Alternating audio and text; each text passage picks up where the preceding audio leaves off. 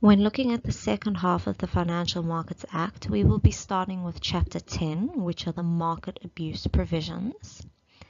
In Lecture 1, we will be looking at Part A of insider trading.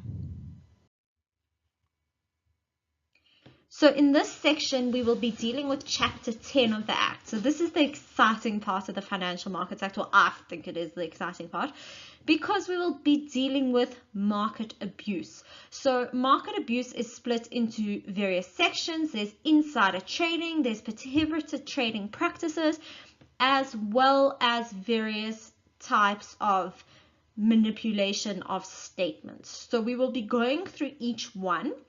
And the one that we're starting off with is insider trading.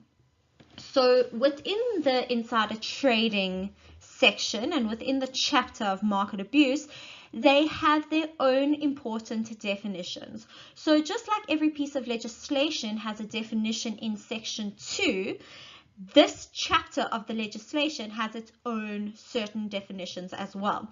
So the first one that I'll look at is the definition of an insider. So who is an insider? And there is a definition there. So it says that a person who has inside information, that is the first very important part of the definition.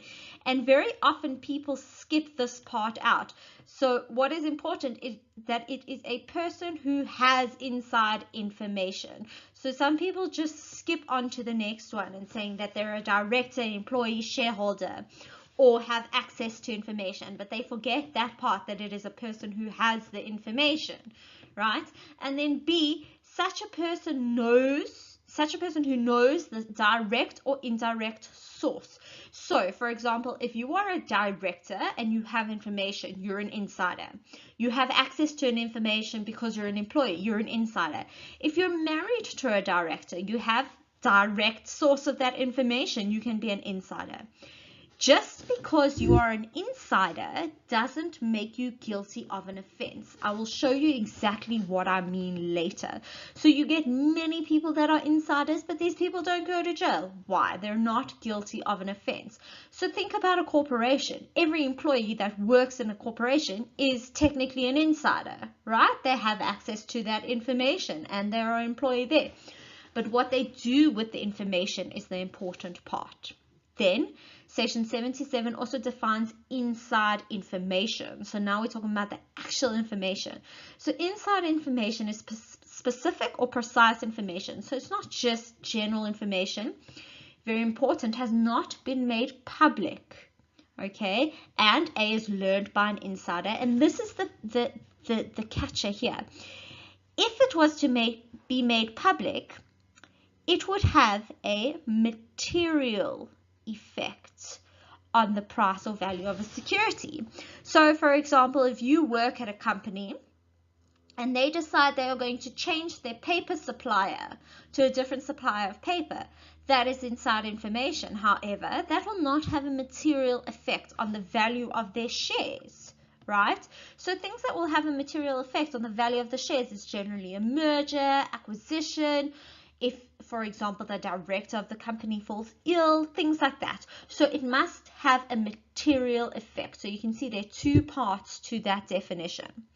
Section 77 also then defines a regulated market. So it talks about a domestic or foreign market, which is regulated in terms of the laws of the country. So if we're looking at an international market, right, it is a regulated market. They have their laws and it conducts business dealing in securities. Okay, so what this is saying is that this legislation is not just confined to South Africa.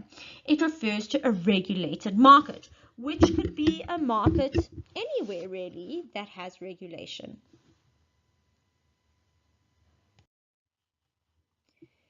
The next section that we look at is section 79, which is the circumstances where information is being regarded as being made public. So remember your definition 77 of inside information. It says information which has not been made public yet.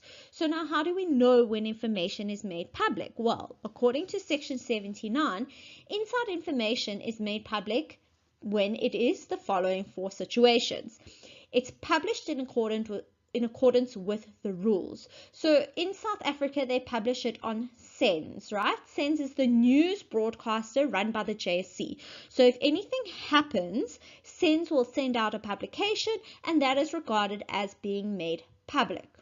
Secondly, if it is contained by records that are open to the public, right? Government's gazettes and things like that. Thirdly, when it can be readily acquired. So if anyone can go and acquire the information, it's public. Or lastly, it is derived from information that is public already. It is also regarded as being made public.